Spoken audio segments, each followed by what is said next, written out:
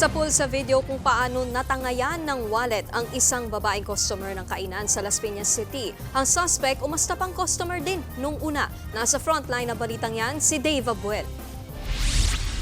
Kumuha ng pera sa wallet ang babaeng yan bago umorder sa isang kainan sa Las Piñas City kagabi.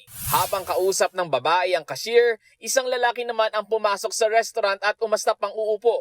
Nang makitang abala ang babae at cashier, dito na lumapit ang lalaki sa bag at kinuha ang wallet sa katumakas. Huli na nang mapansin ng biktima na ninakawan na pala siya. Ayon sa biktima, birthday niya kahapon, kaya siya umorder ng pagkain. Kampante raw niyang inilapag ang bag dahil nag-iisa lang naman daw siyang customer noon. Yung table na nandito sa likod ko na sinasabi nila, tsaka yung cashier, almost dikit lang. So talagang panatag yung loob ko na mararamdaman ko kapag kinuha siya. Tingin ng biktima, ang magnanakaw ay siya ring lalaking nakita sa isa pang kuha ng CCTV nang umangkas sa motor sa labas ng restaurant.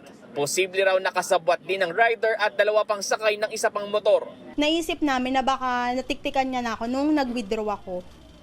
Tapos sinundan na ako. Bali 2,250 din yung laman ng wallet. Ang problema kasi doon, yung mga cards and IDs po. Ayon sa pulis, tukoy na nila ang pagkakakilanlan ng lalaking kumuha ng wallet.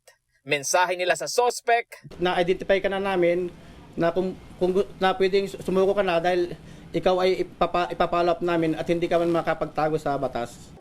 umaasa ang biktima na mababawi pa ang kanyang wallet at mga laman nito. Posibleng maharap sa kasong theft ang lalaking kumuha ng wallet.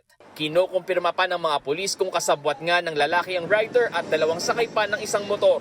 Nagbabalita mula sa Frontline, Dave Abuel, News 5. Mga kapatid, Nikki de Guzman po.